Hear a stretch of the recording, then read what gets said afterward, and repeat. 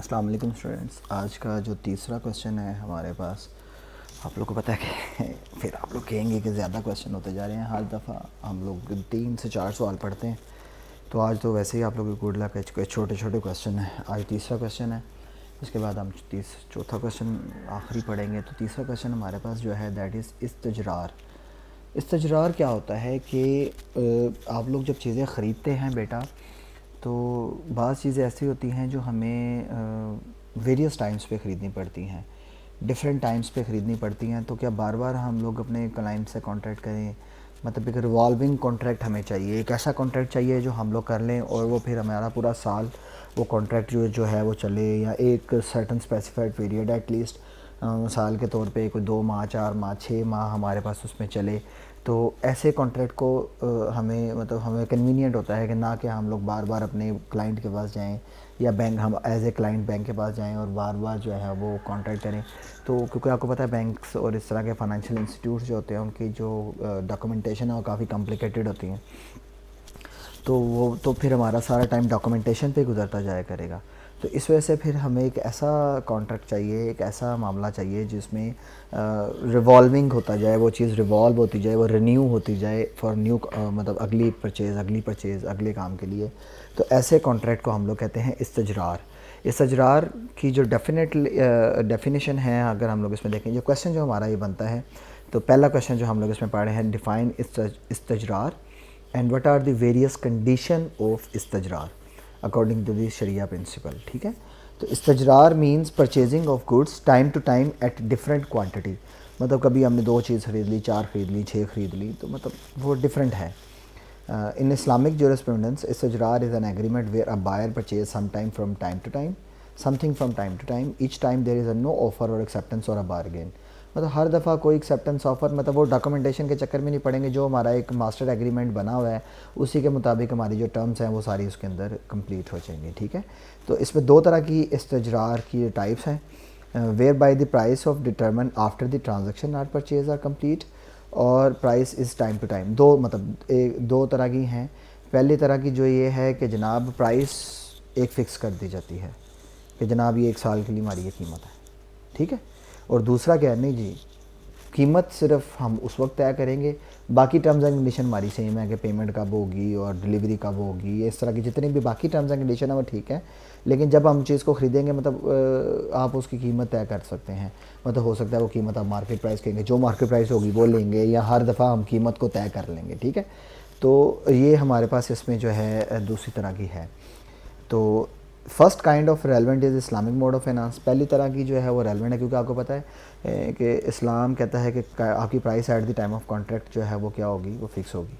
ठीक है, तो इस वजह से इस सेकंड वाली जो है जिसकी प्राइस डिटरमिनेट ही नहीं की जा रही है एडवांस में, परचेज एग्जीक्यूटेड, और जो है लेकिन मेन चीज़ है कि हम उसको कंप्लीट करना है। अब इस्लामिक मोड ऑफ फाइनेंस में हम लोगों ने अगर इसमें देखना है तो बड़े सादों से लफ्ज़ों में कि जो अगर इस्तजरार को हम लोगों ने यूज़ करना है तो उसकी कुछ कंडीशंस हैं। तो पहली कंडीशन हमारे पास क्या है जी, in the case where the seller disclose the price of the goods at the time of each transaction. मतलब ये एक ऐसा है कि जहाँ पे जो सेलर है वो हर दफ़ा की ट्रांजेक्शन में उसकी प्राइस ज़रूर शो करेगा।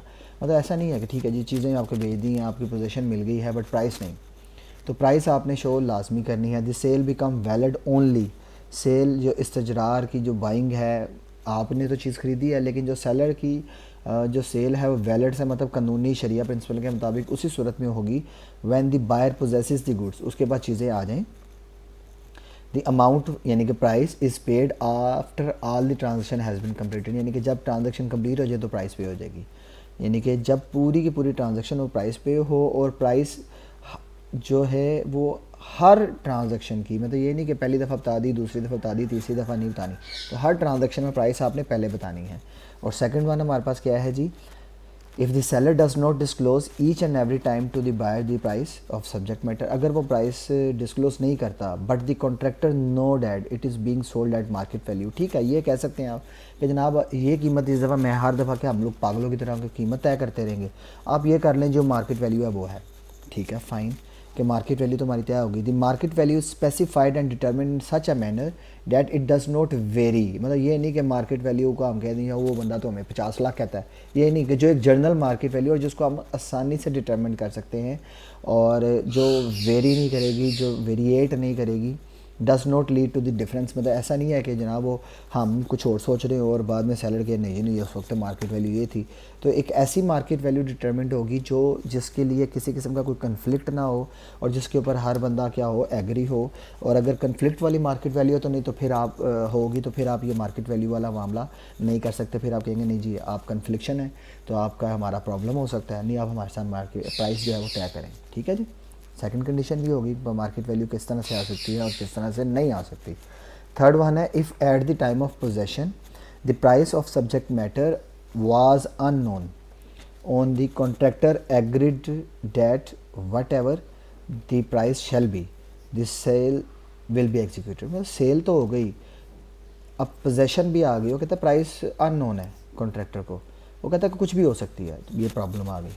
However, if there is a significant difference in market price and agreed price, problem आ गई, it may cause conflict.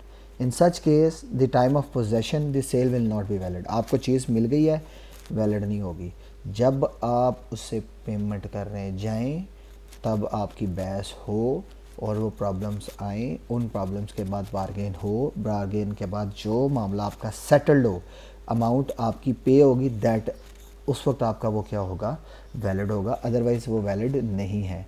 तो ये एक सिंपल से छोटा सा क्वेश्चन था जिसमें हमारे पास है कि जी इस्तजरार क्या है, उसकी टाइप्स क्या है।